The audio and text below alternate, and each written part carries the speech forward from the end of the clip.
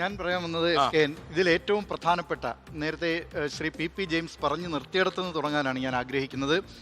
ഇതിൽ അങ്ങനെ ഒരു മധ്യസ്ഥ ശ്രമം ഉണ്ടെങ്കിൽ അതിലേറ്റവും പ്രധാനപ്പെട്ട പങ്ക് വഹിക്കാൻ പോകുന്നത് ഇന്ത്യയായിരിക്കും.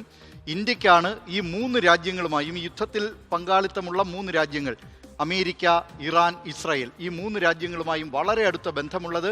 പാകിസ്ഥാൻ നേരത്തെ അത്തരമൊരു മധ്യസ്ഥ ശ്രമത്തിനുള്ള ഒരു അവർ മുൻകൈ എടുക്കാം എന്നൊരു വാഗ്ദാനം അവർ മുന്നോട്ട് വച്ചിരുന്നു. പക്ഷേ ആ വാഗ്ദാനം നടപ്പാവാൻ പോകുന്നില്ല എന്നത് ഇറാനും ഇസ്രായേലും പാകിസ്ഥാനുമായി നല്ല ബന്ധത്തിലല്ല എന്നുള്ളത് കൊണ്ടാണ്.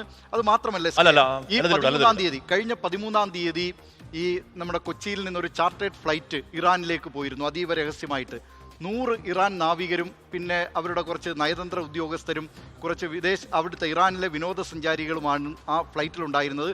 33 ഇറാൻ നാവികർ ഇപ്പോഴും കൊച്ചിയിലുണ്ട്. അവരുടെ IRIS ലവാൻ എന്ന് പറയുന്ന ആ കപ്പലിന് സംരക്ഷണവുമായി അതിൻ്റെ ആ കപ്പലിലെത്തിയ അവർക്ക് വളരെ അതീവ സുരക്ഷയോടുകൂടി അവിടെ എത്താൻ അതിനുള്ള സൗകര്യം ചെയ്തു കൊടുത്തു എന്നത് മാത്രമല്ല, അവർക്ക് താമസ സൗകര്യം ഉൾപ്പെടെ ഇന്ത്യ അന്ന് ഒരുക്കുകയും ചെയ്തിരുന്നു. നമുക്കറിയാം 2 മാധ്യമപ്രവർത്തകരെ അവിടെ പോയി വീഡിയോ ചിത്രീകരിച്ചതിന് പിടിച്ച കാര്യമൊക്കെ. അത് എന്തുകൊണ്ടാണ് അത്ര സുരക്ഷയാണ് ഇന്ത്യ അവർക്ക് നൽകിയത്?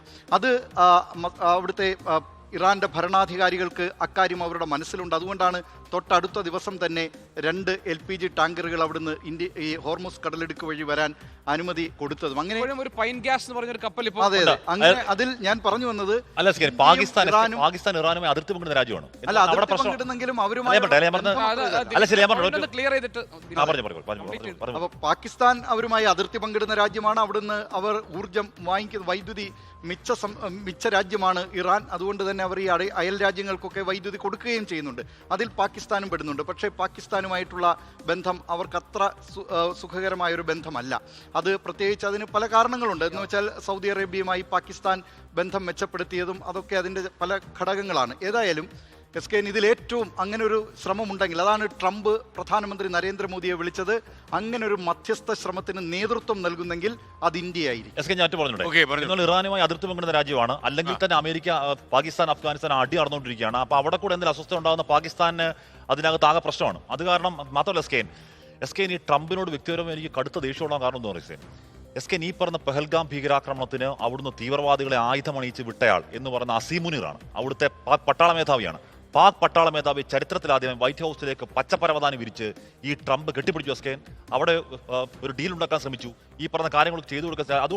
അതുകൊണ്ട് ഒരു മധ്യസ്ഥ ശ്രമത്തിന് ഏറ്റവും കൂടുതൽ അനുയോജ്യമായ പക്വമായ രാജ്യം ഇന്ത്യ ആണെങ്കിലും ട്രംപ് തിരഞ്ഞെടുക്കുന്ന അസീം മുനീറിനെ പാകിസ്ഥാനെയുമായിരിക്കും എന്നാണ് ധാരണ. കാര്യം അവരുടെ വിധേയത്വം അവിടെയാണ് ട്രംപിന്. അല്ല, എനിക്ക് ഇതിൽ പറയാനുള്ള ഒരു കാര്യം, ഇപ്പൊ ദിലീപ് പറഞ്ഞതിനകത്ത് ഈ ഇന്ത്യയുടെ പ്രധാനമന്ത്രിയുമായി ഡൊണാൾഡ് ട്രംപ് സംസാരിച്ചത് യഥാർത്ഥത്തിൽ ഈ ഹോർമൂസ് കടലിടുക്ക് പ്രതിസന്ധി പരിഹരിക്കാനുള്ള ഇന്ത്യയുടെ ഒരു ആക്റ്റീവ് ഇടപെടൽ ആവശ്യമായിട്ടാണ്. കാരണം ഇന്ത്യയുടെ ഒരു LPG ടാങ്കറിന് വീണ്ടും ഇപ്പോൾ പാകിസ്ഥാൻ അനുമതി നൽകിയിട്ടുണ്ട്. അതാണ് പൈൻ ഗ്യാസ് എന്ന് പറഞ്ഞാൽ അത് കപ്പൽ ചാലിലൂടെ വന്നു തുടങ്ങി. ഇറാൻ അനുമതി നൽകിയിട്ടുണ്ട്. പക്ഷെ ഇവിടെ എന്താ പ്രശ്നം? ഇപ്പോൾ ഇസ്രയേലും അമേരിക്കയും ഇറാനും തമ്മിലുള്ള ഒരു ബിസിനസ് അല്ല ഇത് അമേരിക്കയും ഇറാനും തമ്മിലുള്ള പ്രശ്നമാണ്. ഇസ്രയേലിനെ സംബന്ധിച്ച് ഇറാൻ ആജീവനാന്ത ശത്രുവാണ്. അതായത് ഇസ്രയേലിനെ ഇത്ര വർഷം ഇല്ലാതാക്കും എന്ന് പ്രതിജ്ഞ ചെയ്ത് അതിനൊരു ക്ലോക്ക് സ്ഥാപിച്ചിട്ടുള്ള ടെഹ്റാനിൽ ഇറാനെ ഉന്മൂലനം ചെയ്യുക എന്നത് ഇസ്രായേലിന്റെ പദ്ധതിയാണ്.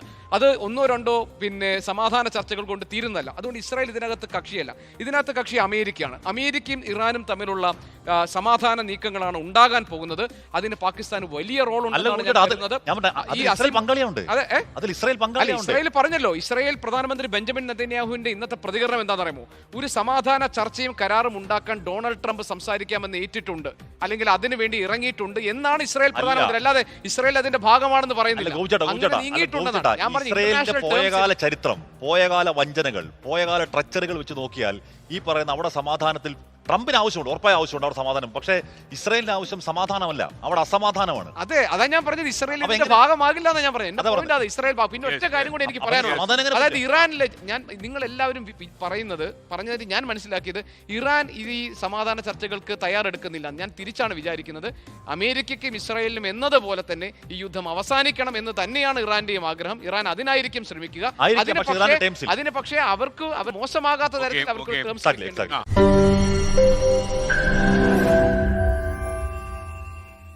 ലോകത്തെവിടെയായാലും ഏത് സമയത്തും 24 വാർത്തകളും ഓഗ്മെന്റഡ് റിയാലിറ്റി പാക്കേജുകളും എക്സ്പ്ലെയിനറുകളും വിശദമായി കാണാൻ ഞങ്ങളുടെ യൂട്യൂബ് ചാനൽ നിങ്ങൾക്ക് സബ്സ്ക്രൈബ് ചെയ്യാം.